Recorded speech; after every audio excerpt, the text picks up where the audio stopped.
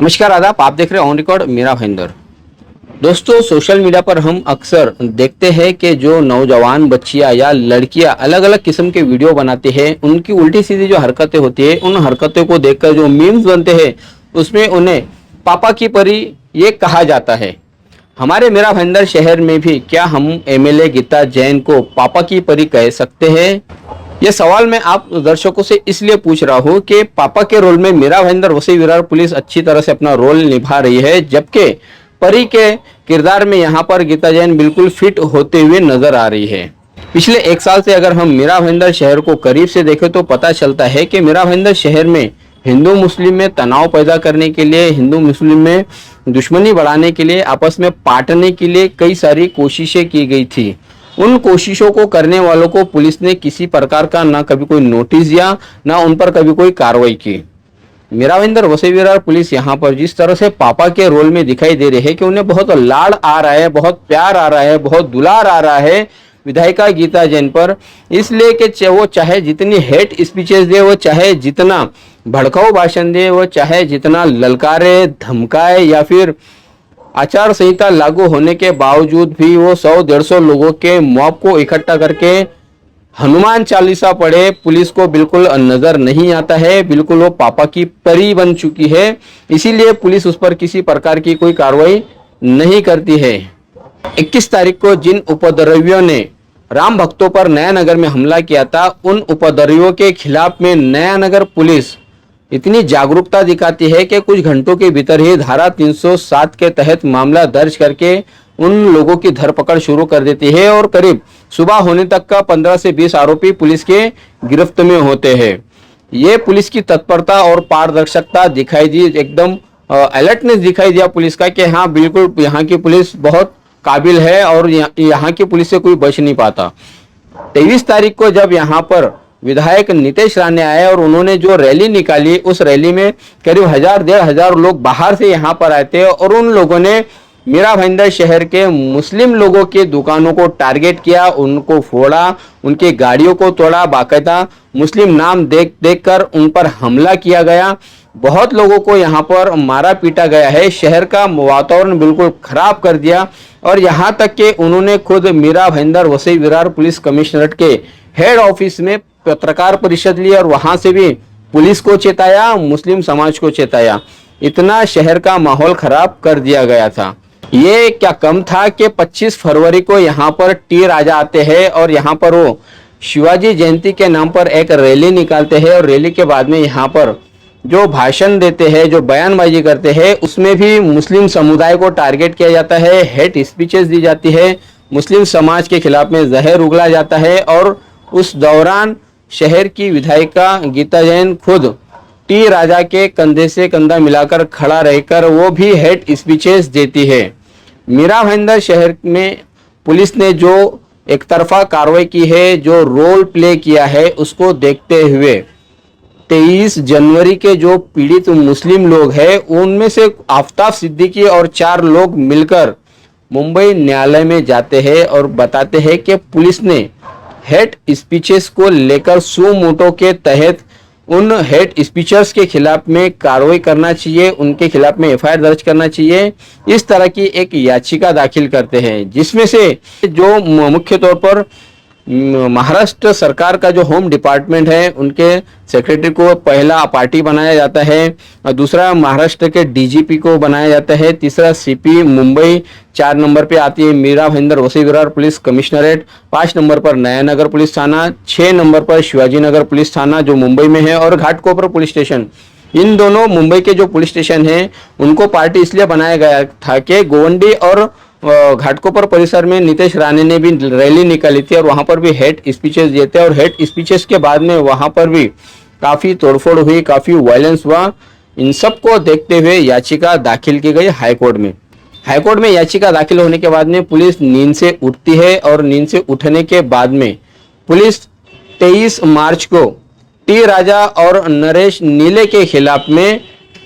धारा 153 के तहत यहाँ पर मीरा रोड पुलिस थाने में मामला दर्ज करती है और उन एफआईआर में बताया जाता है कि मोनू महाराज और गीता जैन ने भी यहाँ पर हेट स्पीचेस दिए हैं और सभी के बयानात को रिकॉर्ड किया गया है और उस पर कार्रवाई की जाए या न की जाए इसके चलते ओपिनियन के लिए आगे भेज दिया गया है। ओपिनियन आने के बाद में ही कार्रवाई की जाएगी, इस तरह का बयान इंडियन एक्सप्रेस के एक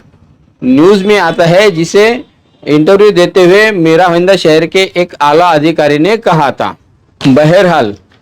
मीरा भाईंदर शहर के रहने वाले मुस्लिम समाज को क्यों ज़रूरत महसूस हुई कि वो न्यायालय में जाए, वहाँ का दरवाज़ा खटखटाए और वहीं से ही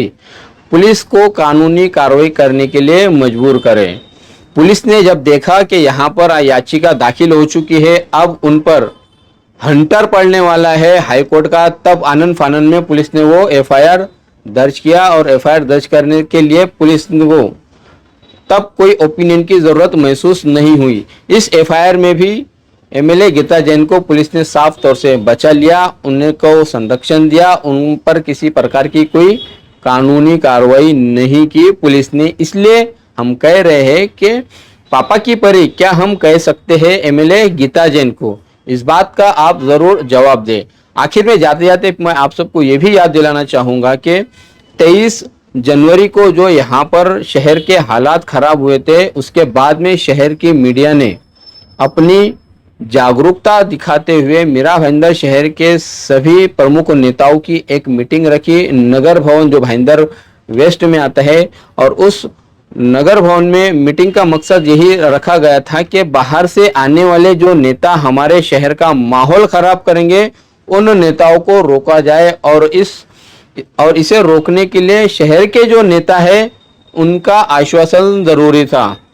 सभी नेताओं ने, जिसमें प्रमुख रूप से Syed Muzaffar Hussain, MLA Pratap Sarnaik, ex MLA Narendra Mehta, Bharatiya Janata party के एक्स डिस्ट्रिक्ट प्रेसिडेंट रवि व्यास और शहर की विधायिका गीता जैन और बाकी सभी पार्टियों के भी नेता मौजूद थे, सभी ने एक आवाज में कहा था कि वो बाहर के नेताओं को आने नहीं देंगे और ना ही शहर का माहौल खराब होने देंगे। बावजूद इसके विधायिका गीता जैन ने शहर की मीडिया की भी बेइज्जती की, उनका भी अपमान किया, उनके साथ में जो आश्वासन था उस आश्वासन को भी तोड़ दिया, केवल प्रसिद्धि पाने के लिए और अपने आप को हिंदू शेरनी कहते हुए, अपने आप को हिंदुत्व का सबसे बड़ा रखवाला दिखाते हुए वो टी राजा के साथ में खड़ी रही और उनके साथ में उस पूरे प्रोग्राम को हाईजैक कर लिया। ये आरोप लगाया है खुश खंडेलवाल ने, जो याचिका करता थे टी राजा के परमिशन के लिए। पिछले एक साल से मीरा भाईंदर शहर की अमन और शांति को जो खराब करने की कोशिश की जा रही है, हिंदू मुस्लिम समाज में नफरतें पैदा करने की जो कोशिश की जा रही है, हेट स्पीचेस की जा रही है, मुस्लिम नौजवानों की जिंदगियां बर्बाद करने की कोशिश की जा रही है, उन्हें किसी न किसी तरह किसी न किसी मामलों में फंसाने की कोशिश की जा रही है। पुलिस भी यहाँ पर केवल मुस्लिम समुदाय पर ही अपनी नजर बनाए रखी हुई है, इस तरह के आरोप लग रहे हैं पुलिस पर भी। पुलिस एक तरफा कार्रवाई कर रही है। पुलिस ने आज तक क्यों किसी भी मामले में गीता जैन को कोई नोटिस नहीं दिया, कोई कार्रवाई नहीं की? क्या पुलिस पर थाना का कोई दबाव है या सेक्रेटरीट का कोई दबाव है, इसलिए पुलिस एक तरफा कार्रवाई कर रही है? इसलिए पुलिस ने विधायिका गीता जैन को पापा की परी बना रखा है, ऐसा कहा जा सकता है? इसका जवाब आप दर्शक हमें जरूर दें। देखना है कि आने वाले दिनों में जो याचिका दाखिल की गई थी, उस याचिका की जो सुनवाई आगे बढ़ गई है, 1 तारीख को उसे फिर बोर्ड पर लाया जाएगा और तब पता चलेगा कि कब उसमें सुनवाई होनी है और पुलिस उस सुनवाई में किस तरह से अपने आप को बचाती है, कैसे अपना पक्ष रखती है, ये उस सुनवाई के और उस हाईकोर्ट के ऑर्डर के बाद में ही पता चलेगा। बहरहाल हमने इस खबर की जो शुरुआत की थी कि हमारे शहर की विधायिका गीता जैन को पापा की परी कहा जा सकता है। शहर की विधायिका गीता जैन जो कि इस शहर की बड़ी जिम्मेदार व्यक्ति है, हमारे शहर की लोक प्रतिनिधि है, राज्य सरकार में शहर का प्रतिनिधित्व करती है, उस गीता जैन द्वारा जो हेट स्पीचेस दिए जा रहे हैं, जो बयानबाजी की जा रही है, या जो 1 साल से यहाँ पर बाहर के लोगों को बुलाकर शहर के माहौल को खराब करने की कोशिश किया जा रहा है, तो कहीं ना कहीं पुलिस इस पापा की परी का लाड़ बहुत ज़्यादा कर रही है। बहुत उस पर पुलिस को दुलार आता रहता है, बहुत प्यार आता है। इसी के चलते विधायिका गीता जैन पर कभी भी किसी प्रकार की अब तक कोई कार्रवाई नहीं हुई है पिछले 1 साल में। चाहे फिर वो हेट स्पीचेस की बात हो, चाहे फिर वो मुस्लिम समाज को टारगेट करने की बात हो, चाहे फिर वो नया नगर को जिहादी नगर, छोटा पाकिस्तान इस तरह कहने की बात हो, या फिर आचार संहिता लागू होने के बावजूद भी 100-150 लोगों को इकट्ठा करके हनुमान चालीसा पढ़ने की बात हो, हर जगह पर पुलिस ने अपनी पापा की भूमिका निभाते हुए परी को केवल बचाया है, संरक्षण दिया है, कोई कार्रवाई नहीं की है। इसलिए ये सवाल मैं हमारे शहर के सभी लोगों से पूछना चाहता हूँ कि क्या विधायिका गीता जैन पापा की परी कहलाई जा सकती है? कमेंट बॉक्स में हमें आप जरूर बताएं। आप देख रहे हैं कैमरामैन आरिफ कुरैशी और साबिर शेख के साथ ऑन रिकॉर्ड मेरा भाईंदर। धन्यवाद।